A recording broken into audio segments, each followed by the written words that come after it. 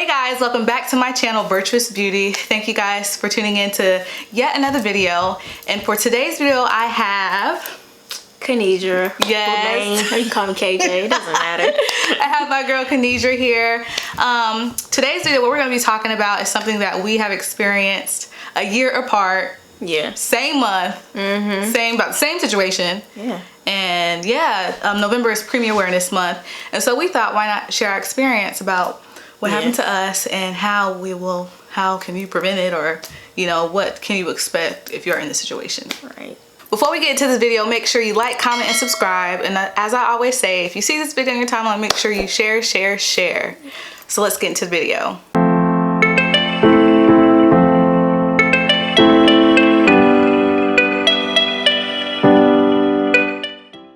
Okay, so me, India, my daughter, my husband and I's first child, our due date was it March? Was it March? I don't know. That's crazy. I know, right? March something, maybe like March 13th or something like that. And she was due on December 21st. She was born at 29 weeks gestation due to severe preeclampsia. And with me, I had excessive swelling. I had the streaks of lightning in my vision. I had the stomach cramps towards the end, which made them hurry up and, give me a emergency C-section. What about you?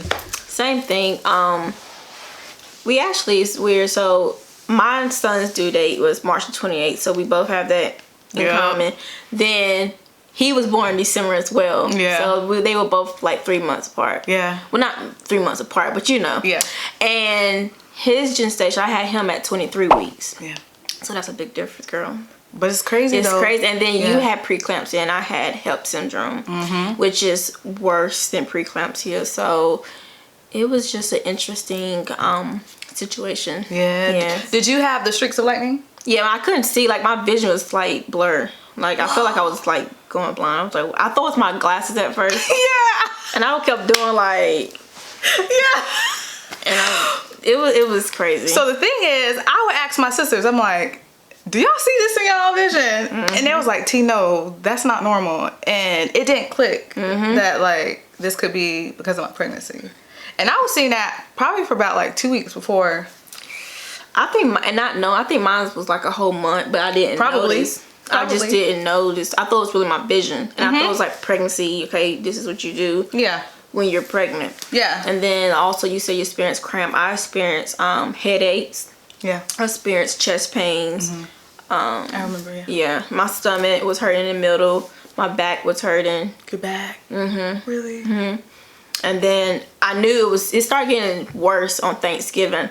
So I was eating last year on Thanksgiving with my family, and they thought I had like gas maybe. That's what it felt like. That's what it felt like. I was but it wasn't going away. It wasn't, no. It wasn't. I went to the bathroom and I felt, okay, maybe I took this, number 2. Okay, it feels better now. And I'm like, then the next day, and it's like I was tossing and turning at nighttime, crying and stuff, and I'm just like, what in the world? And I took some. Not working. Same. Notice when I used the bathroom, like my urine was dark. And I know for a fact I was drinking soda, but it was not like an everyday thing. Yeah. Like, no, I know for a fact I drank a lot of water. Yeah. And when I did that, I went to the bathroom. It was bubbly. That's a sign, because that's what they told me in the hospital when they was giving me the urine test. Did they give you urine test? Yeah. Same thing. Well, they didn't give me a urine test the day I went to the house. They gave me a urine test when I went to the doctor's office to figure out what in the world what was going on with me. Really? And when I went there, it was December the 3rd. No, December the 2nd, I went to the doctor. And I was telling them I don't feel good. They was like, oh, you might have a UTI. I'm like, this is not a UTI. Right. And they went to the back to check on Trey, ultrasound. And they said, oh, he's fine. Me, the mom. He looks good. Oh, he's 1 pound. Yeah. Well, at first I think they said ounces or something, but they weighed him wrong or whatever. Look at him. You want a 3D? I'm like, sure, but I'm telling you I don't feel good. So I waited in the in the lobby? Oh. Yeah, the lobby. I'm gonna call it vestibule. We in church. And I was like, we waited. And then they was like, oh, go to Walgreens and get you some Advil and some Tylenol. No, they said Tylenol. Get some Tylenol and get some cranberry juice. I remember you told me that. that I was like, no, okay, they not understanding what I'm saying. When you told me that, I was like, are you serious? Yes, because I had called her. And I knew because she experienced something similar, and I was calling her for everything almost when it come down to pain. And I, that night I never forget. I cooked for me and my husband DJ. If you know me personally, you know I love to eat.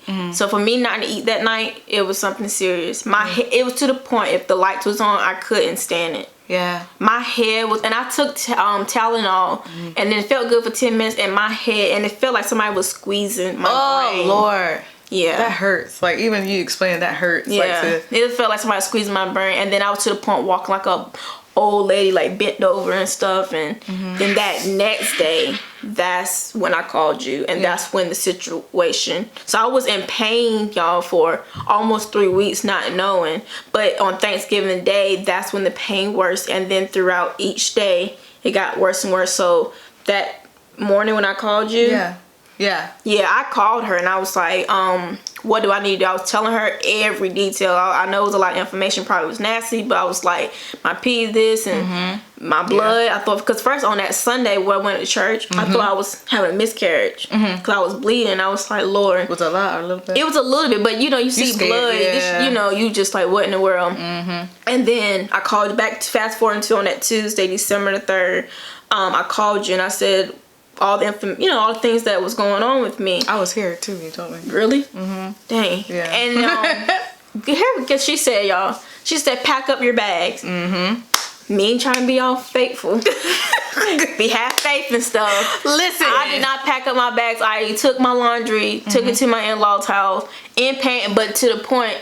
I was driving like Jesus, like hurting and stuff. Like, I should have listened. I did not pack that night, y'all.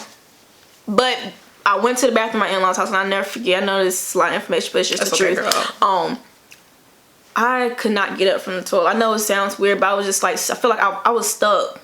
So I called my mom. I didn't have the energy to yell out my mother-in-law's name. I didn't feel like saying Mr. Ray. I couldn't say it like I couldn't explain it. It's like I just didn't have the energy to yell her name. So I called my mom, even though she's in Greenville, and I was like, Mom, I need you to call Miss Teresa, let her know what's going on. Because I'm downstairs in the same house. And Miss Teresa in the same house, and she's upstairs. Yeah. And she probably wondering like why you can't call me, but it was like I didn't have the energy, and I'm sitting here walking like in pain, and I was crying out to the point I was tears in my eyes. I called DJ. DJ came. Yeah. He was working in South Carolina, Columbia, so he was on that gas. He had to be going like 80 or 90 miles. For sure. He came to Matthews, North Carolina. Yeah. I went to the hospital, but here's the thing. When I went to the hospital, I could not walk. I was sitting here bent over. Yeah. My mother-in-law gave me a wheelchair. Yes, good. And I went to the front desk, and I said, clearly, I promise, I put on everything I said. I'm 23 weeks, and I'm pregnant. Okay, we're going to get you to have a seat. 2 or 3 hours later passed by. Not 2 or 3 hours. 2 or 3 hours passed by, and we waited. Yeah. I'm trying not to have an attitude. Yeah. Trying to let Holy Ghost work and stuff. Yeah. They took me to the back to do an ultrasound. Yeah. I'm like, can I get seen now? It was like, I told them I was pregnant. Long story short, a few minutes later, I told DJ to wheel me to the front, and I'm like, I am pregnant. I had the energy, but I was hurt. I said, they was like, you're pregnant. I'm just like, how? And for the past 3 or 4 hours that I was there, and I told them I was pregnant from the get-go. I could have been in the back. Yes, you could. And I just seen an episode on The Real the day before about an African-American woman died in the hospital because no one believed her. And that's another story about African-American women. And, when it comes down to medical things, like it's something they don't believe us. Yeah, I think you have to act real hoodish, I guess, to really get your attention. Yeah. Their attention and stuff. So they put me in the back, and the doctor came in. Yeah. And I'm in pain. I'm like, ooh. DJ was like, babe, I'm like, no, I was crying. I've never experienced pain. People say that was labor, because we didn't go into labor. No. It's like you're just in pain. Yeah. They have to like induce you, I guess, or I don't know if they induce us, but what they call it, a spinal tap? Something like that, but we just didn't go in labor with our situation. So it's like pain. It was I can't even. It was past scale of 1 to 10. It was like 100. I'm not being dramatic. So for me, like when I was in the hospital, I was already in the hospital for a couple of days when I started having my stomach cramps. And so the nurses, like you said, they was giving me the Tums, they was giving me the Gas X, they was giving me these things, but it wasn't working. I even threw up. So yeah, the nurses started to scramble, and I knew that something wasn't right. So I was in the, I don't know, because they were putting me on bed rest or hospital stay for my whole pregnancy. So I was going to stay there until I gave birth. So when did you go? How many weeks were you when you went in? 28. Oh, wow. Yeah, I was 28 weeks when I went in, and then on that first day of the 29th week, she was born. And I thought that's what it was going to do to me at first. Like, in my mind, I'm like, okay.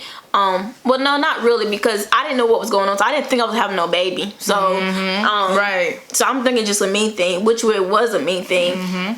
So the doctor came back in, you know, like she said, they kind of like beat around the bush, doing like, why are y'all whispering? They don't want to scare you. So they was like, well, you have HELLP syndrome.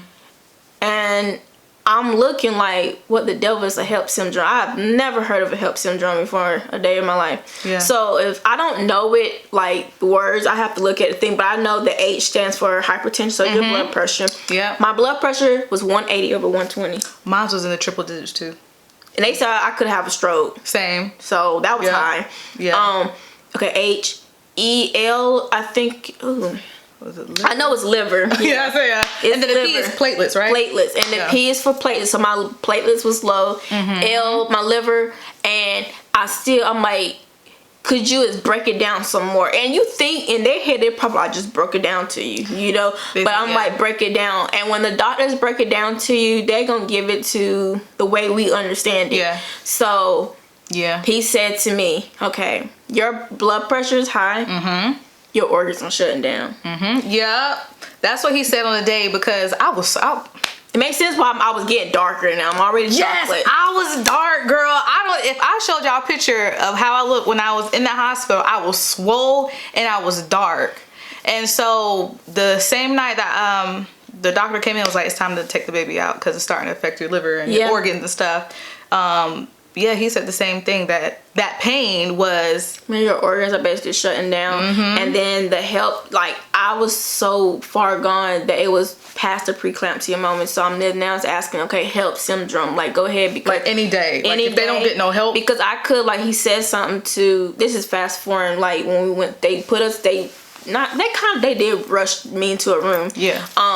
And I remember I was on magnesium. Yeah. I've been on magnesium. You was gonna get sick or feel better. I didn't get sick, thankfully. I just felt better with my pain. Yeah. But I was scared and nervous because I'm like, what in the world's going on? So when we finally went into the room, you have all these doctors coming in. I mean, a bunch of doctors coming in. They talking, they whispering, and it's too much. People on the computer people handing stuff out, give me some shots. It was scary. They put like a shot in my butt. They put 2 shots. So it's like a steroid. Yeah, to help the baby's lung advance. Yeah, and I'm like, what in the world's going on? I was out of it, but then I can feel myself, like leaving. What does that feel like? What you mean? What it feels like? Yeah. Okay. Like you're levitating, like it's like honest, like you know, you have like, cause your body. Yes. You feel like you can feel yourself like fading away. Like you're not gonna see. Like I didn't go deep down though. I saw lights and I saw Jesus and all like that. But I really, and this is because you know people. You seen things on YouTube about heaven and hell. Oh yes. Like you can feel like an outer body. Yeah, like you can feel yourself. And then I remember going to my mother-in-law and I said, I whispered her ear. And I know that part was magnesium whispering in her ear for some odd reason. I was like, can you pray for me? And she was like, yeah, we praying. I was like, I need to ask God to forgive me. Now, I know I'm saved, you know, but because I felt myself, I just didn't. Let me make sure. Yeah, let me make sure. I ain't got nothing in my heart. Like, Lord, forgive me. And she's like, you're gonna be fine. And I don't remember anyone saying anything about something. I know like in the future when I explain myself, I know some people say, oh, that was that magnesium girl. I'm like, until you experience a death experience, and I'm not talking about, and I'm not saying like everybody has almost had a death experience. But I'm talking about the death experience where you can feel yourself like leaving here. Then you can talk to me about that. But other than that, I know what I felt. It was not magnesium, and I promise. I'm moving forward. I'm moving too fast. I'm getting so like, you know. Do it, girl. But that, and I promise to goodness, like 28, maybe 30 minutes. I don't know. There was a black doctor came in. What was his name? It was a woman. Oh, she was a young black doctor. And I had a black surgeon. It was a man. No, I didn't have that. Okay. Yeah, I didn't have that. Because I was supposed to be, Trey was supposed to be born in Matthews. But, no, like you said, no one told me that the baby can be born because I don't know what happened, but this is my opinion. I believe my husband or somebody in that room said, like, y'all need to tell us what's the deal. Because all they kept saying, okay, HELLP Syndrome, and she's her organ shut down, whoop-de-doo. You get a black woman coming up in there, had a stethoscope and stuff, and she just, I can remember, and I was looking up in the air, because I was like, tears was falling down my eyes, and I just like, I can just feel, and I remember saying, God, give me another chance. I kept saying, give me another chance. And I said, and I whispered, I want to live. And I said that to myself. I got goosebumps. I'm for real. I said I want to live. It's like I can feel myself leaving, but I was like, if it's God's will for me to leave, that's why I went to my mother-in-law. It's like, could you pray? Like, I want you to be like, help me. Like, I know what to say, forgiveness. That's easy, but when you experience that, you like really repent. Like I can't explain it. Let me try to explain it for other people who would not understand. But I could try the best I can. Like, you know how to say, Lord, forgive me. But until you experience something like death, you will find anybody like you know, like pray with me, ask what I'm supposed to do. Because I mean, we hear this all the time, ask God to forgive you. I do it daily, but it was just so different. I never had that experience. And so when the doctor came in, she had her thing. She put that thing down, her thing. She was like, look, she was like, look, you got 48 hours to deliver this baby.